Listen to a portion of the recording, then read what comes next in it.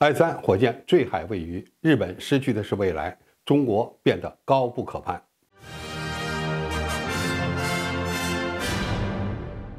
观众朋友，大家好，我是付天少。日本在喷气式支线飞机项目失败之后，其研发的重型运载火箭也传来噩耗。在发射过程中 ，S3运载火箭的2级发动机未能点火，自毁后冲向大海去喂鱼了。日本全新的 S3火箭的地位相当于中国的胖5，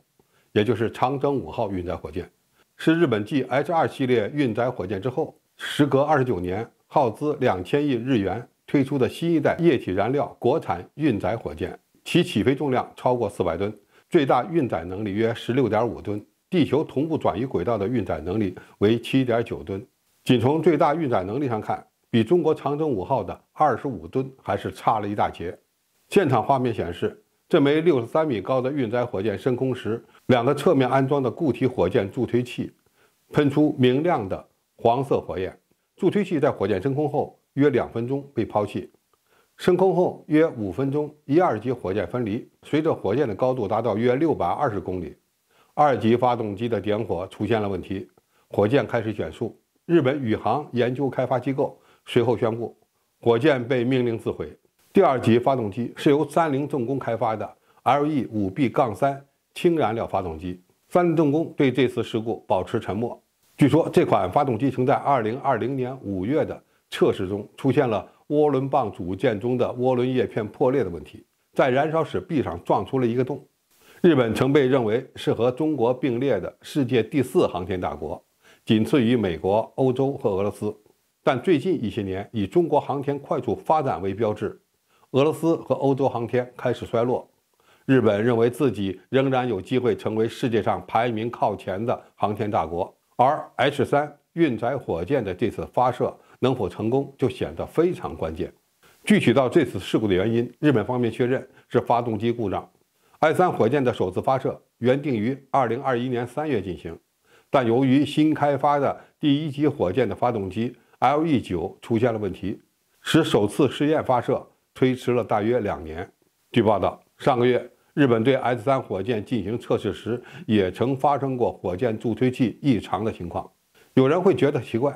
日本与美国的关系这么好，为什么在发展运载火箭的时候得不到美国的帮助呢？我们知道，航天运载火箭以洲际弹道导弹的技术在许多方面是通用的，美国怎么可能在这一技术领域帮助日本？实际上，S3运载火箭及其发动机都是日本在美国拒绝提供技术帮助的情况下自主开发的，结果却落得了这样的下场。此次因动力装置等问题导致了发射失败，不仅损失了新研制的 S3运载火箭，还毁掉了一颗先进的卫星。据媒体报道，该火箭搭载的是光学成像卫星，重量约为3吨，其价值不菲。所以这次事故造成的后果很严重，对日本航天事业的打击或许是致命性的。I3运载火箭发射的失败，对日本而言更大的打击是失去了探索太空的动力和高端产业，包括卫星产业和火箭发射服务业。中国与日本的航天技术原本处于一个水平，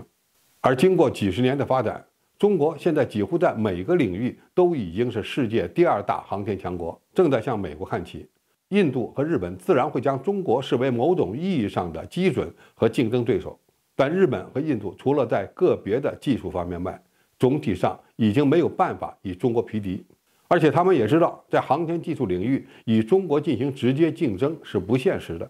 在我们关注日本把军费开支增加到 GDP 的2%的时候，也会发现一个情况，实际上这个国家在高端制造业方面的前景已经变得越来越暗淡了。最近20年，日本的家电制造业几乎全军覆没，现在又失去了民用飞机制造业，未来还可能波及以运载火箭为代表的航天业。日本的高铁技术曾经全球领先，但现在已被中国踩在脚下。就连日本人的命根子汽车制造业也正在世界范围内遭到中美电动汽车的冲击。日本的 S3运载火箭发射失败之后，虽然还不至于立马放弃该项目，但受到严重影响是肯定的，前景不大美妙。当一个国家不知道自己应该向哪个方向发展时，就失去了希望。在这种情况下，将相关技术用于开发武器装备，似乎就成了转移失败的合理选择。H3运载火箭未能成功发射，有可能会促使日本把更多的资源和技术投向军事领域，用于开发进攻性的中程导弹等武器。一个没有希望的国家，要么退费，要么就赌国运。因此，我们一定要提高警惕，防范身边出现的风险。好，今天评述就到这里，谢谢大家收看，我们下期再见。